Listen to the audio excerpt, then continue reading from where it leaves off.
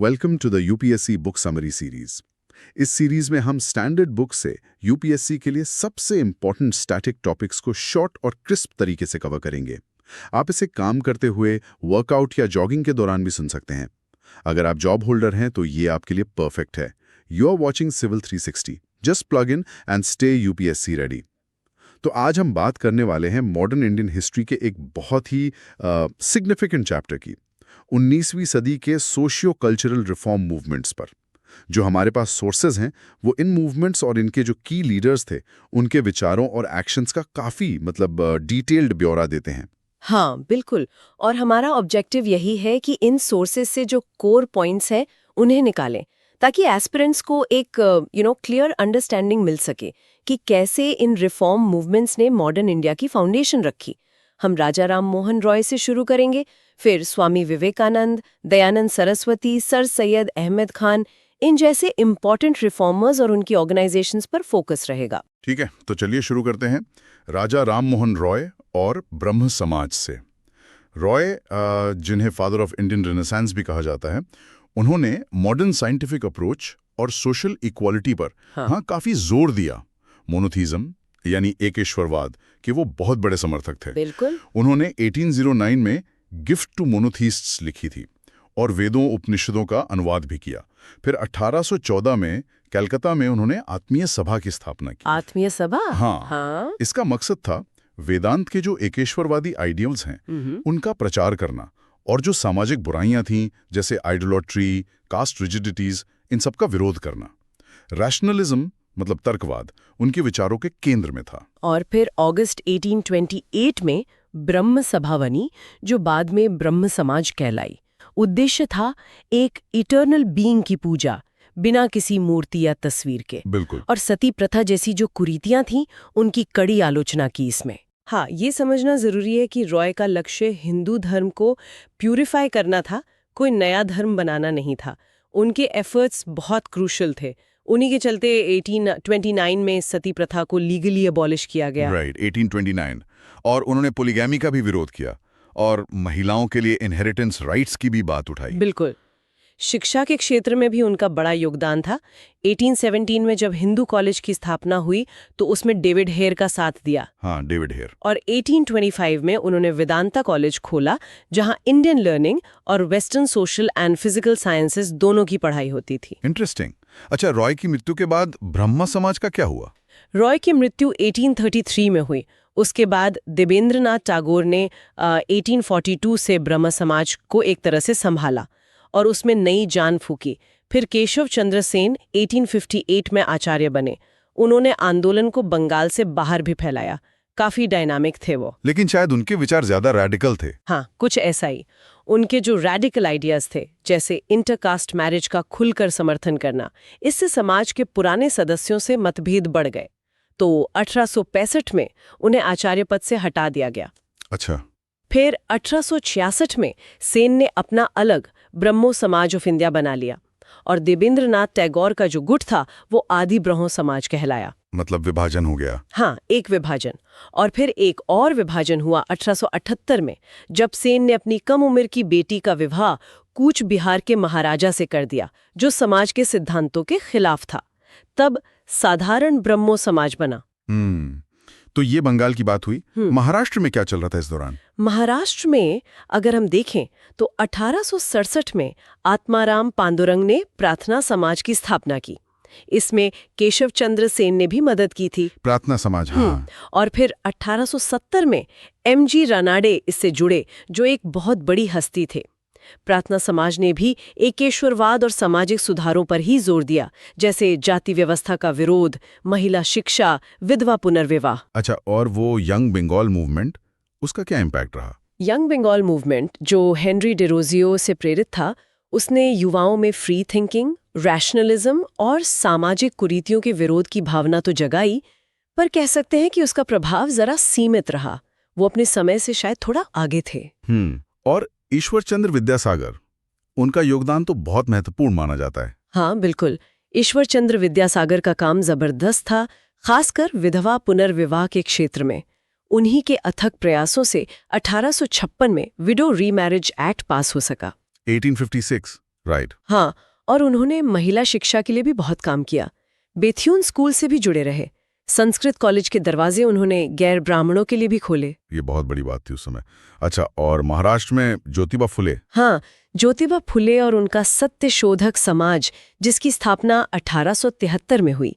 ये महाराष्ट्र में निम्न जातियों के उत्थान और ब्राह्मणवादी वर्चस्व के खिलाफ एक बड़ा आंदोलन था। सत्यशोधक समाज 1873? जी, उन्होंने महिला शिक्षा और विधवाओं के लिए भी काफी काम किया। उनकी 2 किताबें बहुत प्रमुख हैं, सार्वजनिक सत्यधर्म और गुलामगिरी। गुलामगिरी, हाँ, सुना इसके बारे में। अब जरा रामकृष्ण आंदोलन और स्वामी विवेकानंद की बात करते हैं। जरूर। रामकृष्ण परमहंस, जो कलकत्ता के पास दक्षिणेश्वर मंदिर के पुजारी थे, उनके सरल उपदेशों ने बहुत लोगों को आकर्षित किया। वो सभी धर्मों की मौलिक एकता पर जोर देते थे। उनका संदेश था, जीव सेवा ही शिव सेवा, यानी service of man is the service of God. और उनके शिष्य स्वामी विवेकानंद ने इस संदेश को दुनिया भर में फैलाया। बिल्कुल। स्वामी विवेकानंद ने उनके संदेश को कंटेम्परेरी नीड्स के हिसाब से ढाला। उन्होंने नव हिंदूवाद का प्रचार किया, वेदांत को एक रैशनल और साइंटिफिक फिलॉसफी के रूप में प्रस्तुत किया। उन्होंने सिर्फ कंटेम्पलेटिव नहीं, बल्कि सोशल एक्शन पर बहुत जोर दिया। हाँ, 1893 में शिकागो में जो पार्लियामेंट ऑफ रिलीजन्स हुई थी, उसमें उनकी स्पीच तो लेजेंडरी है। हाँ, वो एक लैंडमार्क इवेंट था। और फिर 1897 में उन्होंने रामकृष्ण मिशन की स्थापना की। इसका उद्देश्य था मानवतावादी राहत कार्य और सामाजिक कार्य करना, जैसे स्कूल, अस्पताल खोलना, आपदाओं में मदद करना। ये आज भी बहुत सक्रिय है। सही बात है। अब बात करते हैं आर्य समाज की।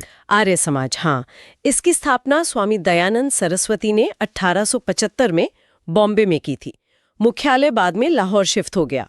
ये आंदोलन एक तरह से पश्चिमी प्रभावों की प्रतिक्रिया के रूप में उभरा। और उनका नारा था, वेदों की ओर लौटो, बैक टू द वेदास। उन्होंने वेदों को इनफैलिबल यानी अचूक माना और मूर्ति पूजा, जाति व्यवस्था, अस्पृश्यता, इन सब का खंडन किया। उनकी मुख्य किताब है सत्यार्थ प्रकाश। हाँ, सत्यार्थ प्रकाश। उन्होंने कर्म और पुनर्जन्म में विश्वास रखा, लेकिन नियतिवाद मतलब फेटलिज्म का खंडन किया। चतुर्वर्ण व्यवस्था को जन्म पर आधारित ना मानकर कर्म पर आधारित माना। उन्होंने शुद्धि आंदोलन भी चलाया था ना? जी हाँ, शुद्धि आंदोलन चलाया उन हिंदुओं को वापस लाने के लिए जिन्होंने दूसरा धर्म अपना लिया था। शिक्षा के प्रसार पर आर्य समाज का बहुत जोर रहा। इसी के तहत 1886 में लाहौर में दयानंद एंग्लो वैदिक यानी डीएवी कॉलेज की स्थापना हुई। डीएवी कॉलेज, हाँ। बाद में पाठ्यक्रम में वैदिक शिक्षा बनाम आधुनिक शिक्षा और शाकाहार जैसे मुद्दों पर 1893 के आसपास समाज में विभाजन भी हुआ। कॉलेज पार्टी और महात्मा या गुरुकुल पार्टी। स्वामी श्रद्धानंद ने फिर 1902 में हरिद्वार के पास गुरुकुल कांगड़ी की स्थापना की। अच्छा, अब मुस्लिम सुधार आंदोलनों पे आते हैं। सर सैयद अहमद खान और अलीगढ़ आंदोलन। जी, सर सैयद अहमद खान एक बहुत प्रभावशाली फिगर थे।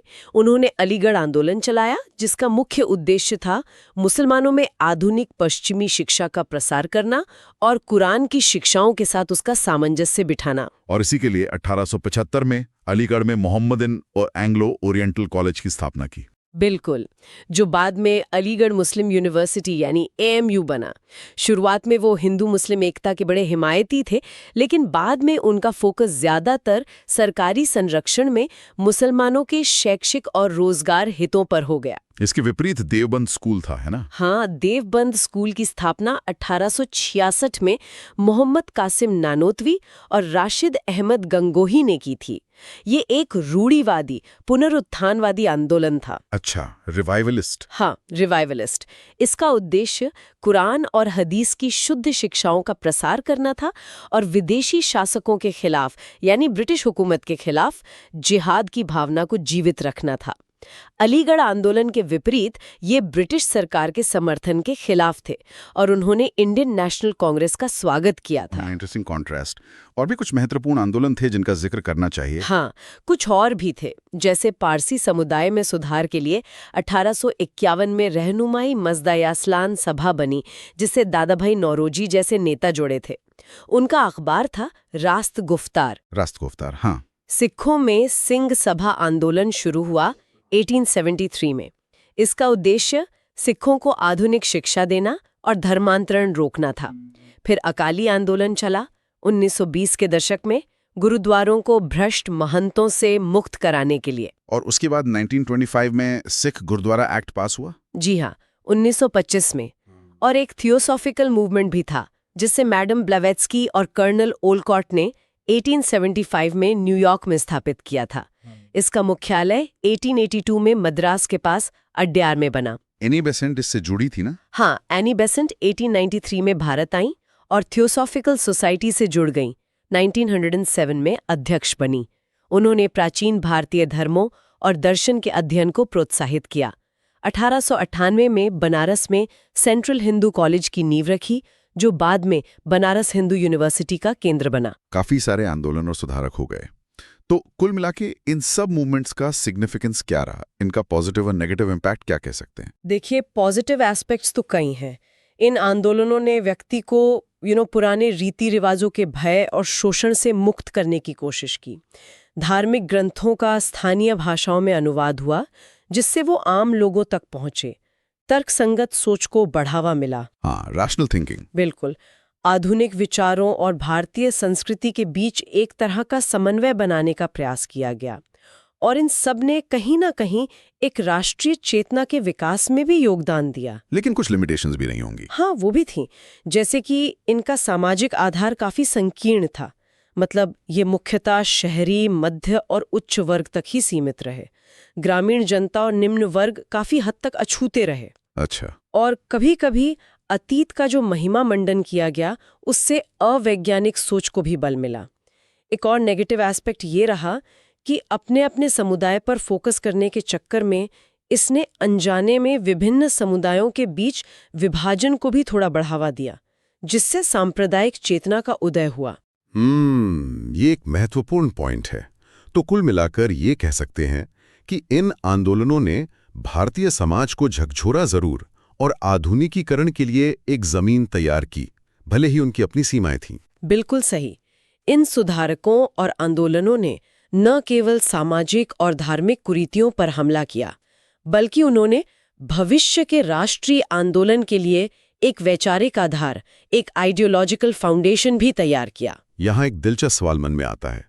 सोचिए कि अगर ये आंदोलन न हुए होते या इनका स्वरूप कुछ और होता, तो क्या भारतीय समाज और फिर बाद में जो राष्ट्रीय आंदोलन हुआ, उसका रूप वैसा ही होता जैसा हम आज जानते हैं? ये वाकई एक सोचने वाली बात है, क्योंकि इन आंदोलनों की जो विरासत है, खासकर सोशल जस्टिस और रैशनल थिंकिंग के संदर्भ में, वो आज भी बहुत रेलेवेंट है। हमें ये देखना होगा कि इनकी जो सकारात्मक सीखें हैं, उनको आज के समय में कैसे आगे बढ़ाया जा सकता है और जो कमियां रहीं, उनसे कैसे बचा जा सकता है। ये था आज का UPSC book spectrum history of modern India का समरी ऑडियो बुक। अगर आपको ये फॉर्मेट हेल्पफुल लगा तो इसे लाइक और शेयर जरूर करें, ताकि और एस्पिरेंट्स भी बेनिफिट ले सकें।